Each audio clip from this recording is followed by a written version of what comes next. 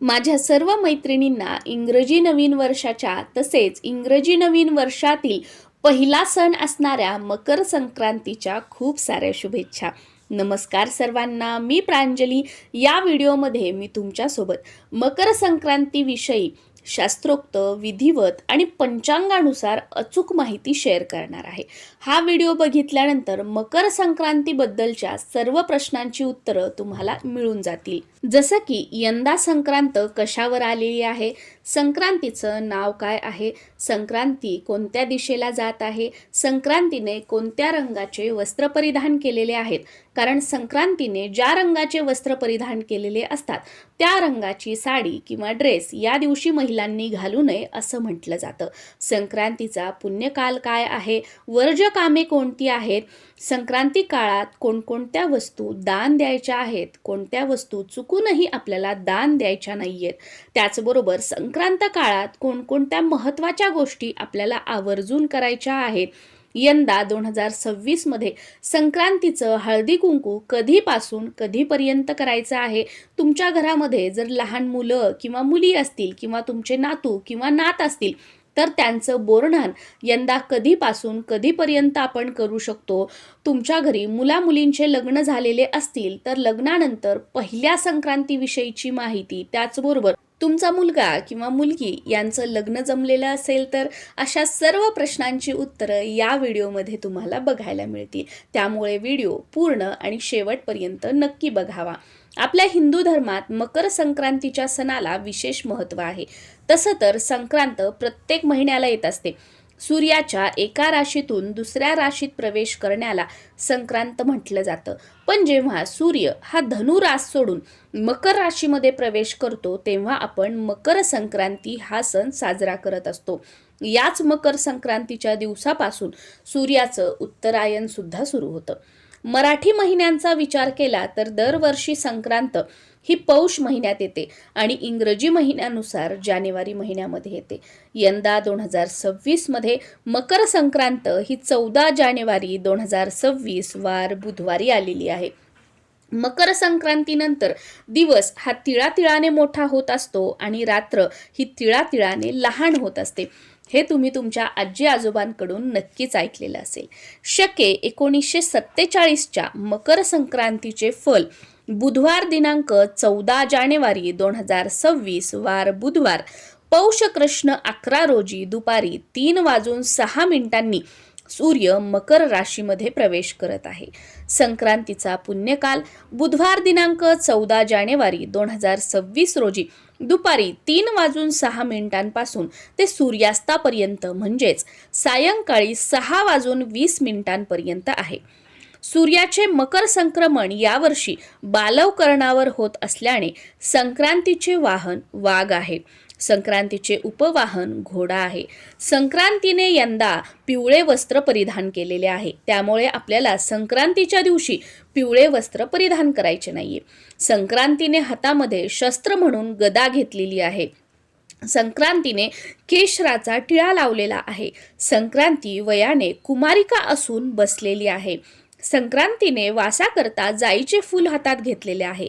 जातीने सर्प आहे व मोती धारण केलेला आहे. संक्रांतीचे वार नाव व नक्षत्र नाव मंदाकिनी आहे. पूर्वेकडून पश्चिमेकडे जात आहे आणि वायव्य दिशेला बघत आहे. सामुदाय मुहूर्त 30 आहेत. आता आपण मकर संक्रांतीचे फळ बघूया. संक्रांतीने ज्या वस्तू परिधान केलेल्या आहेत त्या वस्तू महाग होतील व संक्रांती जेथून आली आहे तेथील जनतेला सुख प्राप्त होईल. यंदा संक्रांतीच्या पर्व काळामध्ये कोणकोणत्या वस्तू दान द्यायची आहेत त्या बघूया. नवीन भांडे, गाईला चारा, अन्नदान, तिलपात्रदान, गूळ, तीळ, सोने, भूमी, गाय, वस्त्र, घोडा, यथाशक्ती आपल्याला जे शक्य होईल ते आपल्याला संक्रांती काळामध्ये दान द्यायचे आहे. संक्रांती काळातील वर्ज्य कामे म्हणजे ही कामे आपल्याला टाळायची आहेत. सगळ्यात पहिलं म्हणजे दात घासणं. आता हे बऱ्याच जणांना पटणार नाही, पण आजही या गोष्टी पाळणारे खूप जण आहेत. समजा आपल्याला दात न घासणं पटत नसेल तर अशा वेळेला कडुलिंबाच्या काडीने दात घासण्याचा प्रयत्न करा. कठोर बोलणे, संक्रांतीच्या काळात मोठ्याने बोलणे, आरडाओरडा करणे, कोणाचं मन दुखवणे, घरामध्ये भांडण तंटा करणे या गोष्टी टाळा. वृक्ष, गवत तोडणे, पानं, फुलं तोडू नका. आदल्या दिवशीच जी काही फुलं, पानं आपल्याला लागणार आहेत ती तुम्ही काढून ठेवू शकता. गाई म्हशीची धार काढणे वर्ज्य आहे, पण आजकाल हे कोणी करणार नाही. त्यामुळे आपल्याला जेवढं शक्य होईल तेवढंच पाळण्याचा प्रयत्न करा. ज्या गोष्टी पाळणं शक्य नसेल किंवा ज्या गोष्टी आपल्याला पटत नसतील तर त्या आपल्याला करणं शक्य नसेल तर त्याबद्दल वाईटही बोलू नका, कारण ह्या सगळ्या गोष्टी पाळणारे आजही भरपूर जण आहेत. या दिवशी ब्रह्मचर्याचं पालन आवर्जून करा. मकर संक्रांतीचा सण हा खऱ्या अर्थाने 3 दिवसांचा असतो. आदल्या दिवशी भोगी, दुसऱ्या दिवशी मकर संक्रांत आणि तिसऱ्या दिवशी किंक्रांत असते, म्हणजे संक्रांतीची कर. यंदा भोगी ही 13 जानेवारी 2026 वार मंगळवारी आलेली आहे. 14 तारखेला मकर संक्रांती बुधवारी आलेली आहे आणि 15 जानेवारीला गुरुवारी संक्रांतीची कर म्हणजेच किंक्रांत आहे. संक्रांतीच्या दिवशी कोणती कामे आवर्जून करावी ती आपण बघूया. संक्रांतीच्या दिवशी तीर्थस्नानी किंवा गंगेवर स्नान करण्याला खूप जास्त महत्त्व आहे, पण आपल्या प्रत्येकालाच हे शक्य आहे असं नाही. त्यामुळे संक्रांतीच्या दिवशी स्नान करताना आंघोळीच्या पाण्यामध्ये थोडंसं गंगाजल टाकायचं, आंघोळीच्या पाण्यामध्ये थोडेसे पांढरे तीळ टाकायचे आणि त्या पाण्याने आपल्याला स्नान करायचं आहे.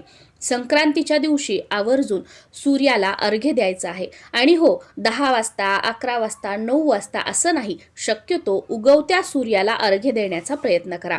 या दिवशी सुगड पूजा करण्याला महत्त्व असते. काही ठिकाणी 5 बोळके सुगड म्हणून घेतले जातात आणि काही ठिकाणी लेकूरवाळा खण सुद्धा पूजला जातो. ज्यांना मूलबाळ आहेत त्यांनी लेकूरवाळं सुगड पूजन करावं अशी आमच्याकडे पद्धत आहे. पण आजकाल बऱ्याच ठिकाणी फक्त 5 बोळके घेतले जातात, म्हणजे 5 सुगड घेतले जातात आणि त्यांचं पूजन केलं जातं. पण तुम्ही जिथे पूजा साहित्याचं दुकान आहे, सुगड वगैरे मिळतात, जर तुम्हाला मूलबाळ असेल तर त्यांना म्हणायचं की आम्हाला लेकूरवाळा खण द्या आणि त्या खणाचं पूजन या दिवशी केलं जातं. संक्रांती दिवशी जे आपण सुगड पूजन करतो त्यात काय काय भरलं जातं हे आता आपण बघूया. तुमच्या भागानुसार थोडाफार बदल या वस्तूंमध्ये असू शकतो, पण बऱ्यापैकी याच वस्तू सुगडामध्ये भरल्या जातात. जसं की गव्हाच्या लोंब्या, वाटाण्याच्या शेंगा, वालाच्या शेंगा, शेंगदाणे, गाजर, ऊस, बोरं, तीळ, गूळ, हरभरा हे भरलं जातं व सुगड पूजन केलं जातं. आणि या दिवसापासून ते रथसप्तमीपर्यंत हळदी कुंकवाचा कार्यक्रम आपण करू शकतो, किंक्रांतीचा दिवस सोडून. आता समजा तुमच्या मुलामुलींचा विवाह जमलेला असेल किंवा त्यांचा साखरपुडा झालेला असेल.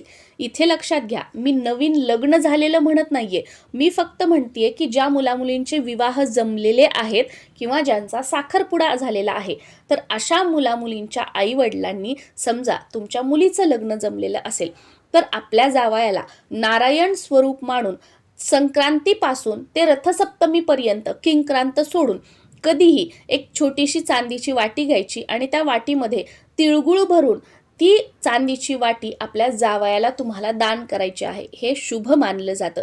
आणि जावयाला कपडे घेण्यासाठी सुद्धा तुम्ही पैसे देऊ शकता किंवा त्यांना तुम्ही कपडे सुद्धा घेऊ शकता. तुमच्याकडे ही पद्धत असेल तर नक्कीच तुम्ही करू शकता. आणि समजा तुमच्या मुलाचं लग्न जमलेलं असेल किंवा साखरपुडा झालेला असेल तर तुमच्या सुनेला तुम्हाला नवीन साडी घ्यायची आहे. संक्रांतीला साडी घेताना शक्यतो लाल किंवा हिरव्या रंगाची साडी घेतली जाते, कारण की हा सौभाग्याचा शुभ रंग मानला जातो. आता ज्यांच्या मुलाचं लग्न झालेलं आहे किंवा ज्यांच्या घरी नवीन सून आलेली आहे आणि लग्नानंतरचा पहिला सण मकर संक्रांती आहे किंवा लग्न झाल्यानंतर जेव्हा पहिली मकर संक्रांती येते तर त्या मकर संक्रांतीला सुनेसाठी तिळवा करतात, ज्याला आपण हलव्याचे दागिने वगैरे सुद्धा म्हणतो. आणि आजकाल तर खूप मोठ्या प्रमाणात थाटामाटात लग्नानंतर सुनेचा पहिला मकर संक्रांती हा सण साजरा केला जातो. तीळ हे उष्ण असतात आणि हिवाळा असल्या कारणाने या दिवसात तीळ खाण्याला खूप जास्त महत्त्व आहे.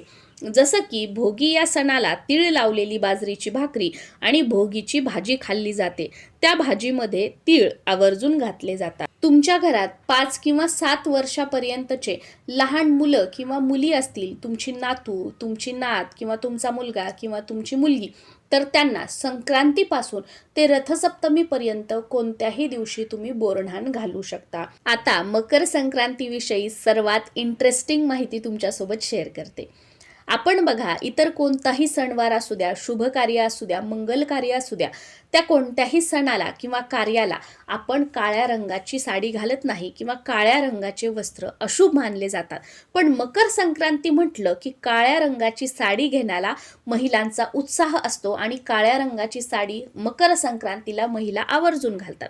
आता सगळेजण म्हणतात संक्रांतीला काळ्या रंगाची साडी घालायची म्हणून तुम्ही घालता. पण तुम्हाला हे माहीत आहे का की मकर संक्रांतीला काळ्या रंगाची साडी का घातली जाते? माहीत असेल तर खूप छान, आणि माहीत नसेल तर माहिती करून घ्या. असं म्हणतात की जेव्हा सूर्य हा मकर राशीमध्ये प्रवेश करत होता तेव्हा त्याची पत्नी छाया म्हणजेच सावली हिने काळ्या रंगाचे वस्त्र परिधान केले होते आणि म्हणूनच तेव्हापासून मकर संक्रांतीला काळ्या रंगाची साडी नेसण्याला जास्त महत्त्व प्राप्त झालं. मग आवर्जून तुमच्याकडे काळ्या रंगाची साडी असेल तर मकर संक्रांतीला यंदा नक्की घाला, आणि नसेल, तुम्ही हौशी असाल तर नक्कीच काळ्या रंगाची साडी खरेदी करून तुम्ही मकर संक्रांतीला घालू शकता. संक्रांती सणाला बांगड्यांचं सुद्धा खूप जास्त महत्त्व आहे. महिला इतर वेळी काचेच्या बांगड्या वगैरे भरणार नाहीत, पण संक्रांती सण म्हटलं की बांगड्याच्या दुकानामध्ये जाऊन महिला आवर्जून बांगड्या भरतात, त्याही काचेच्या.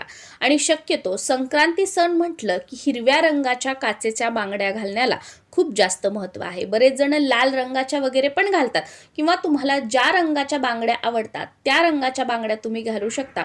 पण शक्यतो काचेच्या बांगड्या घालण्याला खूप जास्त महत्त्व असतं. आणि बांगड्या भरताना एका गोष्टीकडे लक्ष द्या की ते म्हणजे बांगडी ही टिचलेली नसावी. टिचलेली बांगडी हातामध्ये घालू नये असं म्हटलं जातं. आता नवीनच बांगड्या भराव्यात का मकर संक्रांती सणाला? तर हो, बरेच जण नवीन बांगड्या भरण्याला प्राधान्य देतात. पण तुम्हाला ते शक्य नसेल तर तुमच्या घरामध्ये ज्या काही हिरव्या रंगाच्या, लाल रंगाच्या काचेच्या बांगड्या असतील त्या सुद्धा तुम्ही घालू शकता, फक्त त्या टिचलेल्या नसाव्यात. बांगड्या भरताना कोणत्याही एका हातामध्ये एक बांगडी जास्तीची घालायची असते. जर तुम्ही बांगड्याच्या दुकानामध्ये गेलात तर त्या मावशी किंवा ते दादा तुम्हाला एका हातामध्ये जास्तीची एक बांगडी घालतातच. पण समजा तुम्हाला माहीत नाहीये किंवा तुम्ही घरच्या ज्या बांगड्या आहेत त्या घालत आहात, तर एका हातामध्ये एक बांगडी तुम्हाला एक्स्ट्रा घालायची आहे. आता इथे तुमचा प्रश्न असेल की कोणत्या हातामध्ये एक्स्ट्राची बांगडी घालायची आहे? तर प्रत्येक भागानुसार, शहरानुसार ही वेगवेगळी पद्धत आहे. बऱ्याच भागामध्ये डाव्या हातात जास्तीची बांगडी घातली जाते आणि बऱ्याच भागात उजव्या हातात घातली जाते. तर तुमच्या भागात, तुमच्या शहरात जी पद्धत आहे त्यानुसार त्या हातामध्ये तुम्ही जास्तीची बांगडी घालू शकता. त्याचबरोबर संक्रांतीला बांगड्या भरताना लाखेची बांगडी आवर्जून घालायची असते. लाखेची बांगडी घालण्याला सुद्धा खूप जास्त महत्त्व आहे. बांगड्याच्या दुकानामध्ये किंवा तुम्ही संक्रांतीच्या वेळी जेव्हा बाजार भरतो त्यावेळेला बाजारामध्ये गेल्यानंतर लाखेच्या बांगड्या घालून देण्यासाठी एक मावशी किंवा दादा तुम्हाला आवर्जून एका बाजूला बसलेले दिसतात, तर त्यांच्याकडून तुम्ही लाखेची बांगडी घालू शकता.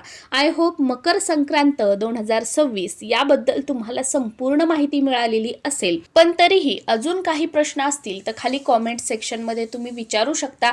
नक्कीच त्यांची उत्तरं देण्याचा प्रयत्न मी करेल. आणि हो, उद्या मी तुमच्यासोबत मकर संक्रांतीला सुगड पूजन कसं करावं, कधी करावं, सुगडामध्ये कोणकोणत्या वस्तू भराव्यात, नंतर त्या सुगडांचं काय करावं, त्याचबरोबर भोगी कशी साजरी करावी, भोगीच्या दिवशी भोगीची भाजी कशी बनवावी, किंक्रांत कशी साजरी करावी, किंक्रांतीला काय करावं, काय करू नये, अशी संपूर्ण माहिती असणारा व्हिडिओ तुमच्यासोबत शेअर करणार आहे. त्यामुळे नक्कीच प्रांजली जोशी या यूट्यूब चॅनलला सबस्क्राईब करा आणि आपले व्हिडिओ बघा. धन्यवाद. आणि परत एकदा तुम्हा सर्वांना इंग्रजी नवीन वर्षाच्या आणि मकर संक्रांतीच्या खूप साऱ्या शुभेच्छा. नमस्कार.